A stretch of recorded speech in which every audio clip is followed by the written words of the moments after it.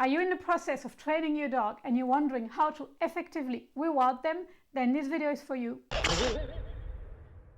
First of all, I'm a force-free dog trainer. That means that basically instead of punishing your dog when they do something bad, you actually reward them when they do something that you like. And that's exactly what positive reinforcement dog training is. You basically reward your dog when they display a behavior that you like so that they repeat it. Now, there are different types of reward, and it's really about finding out what really motivates your dog. The most common reward, the one we're going to talk about first, it's food. So what is important when you use food as a reward is to actually use what we call a marker. So it's a word like yes or good boy or good girl, and you actually need to use it exactly when the behavior happens so that your dog knows what they actually get rewarded for. So the first thing you need to do is actually to practice saying your marker word, because again, the timing has to be perfect and really happens when the behavior of your dog happens too. So what you can do, there's an exercise with a tennis ball. You bounce a tennis ball on the ground, and every time the ball touches the ground, you practice saying your marker exactly at that time. And what is good about using a marker word is that then the treat delivery can be a bit delayed, so you have a bit of time to actually give your dog the treat after, because they know what they get rewarded for. So it doesn't matter if it takes you a few seconds to deliver them the treat, because they actually know what they are getting the treat for.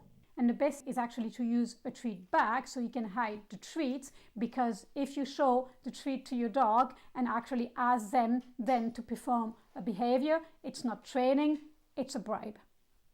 Now let's talk about treats. What should you use? You can use what we call high value treats. Why do we call them like that? It's because they're very high value for your dog. It's something tiny but very smelly, and something they get on very rare occasion, like it can be a bit of cheese or ham or hot dog or sausage, and you can use them for complicated behaviors for your dog to learn. You can also use like dog training treats, like small fish treats. They really work well as well because they're smelly. Otherwise, you can simply use your dog's dinner if your dog is on dry food and they find it motivating enough to work for that. You put it aside and you can absolutely use it for training purposes.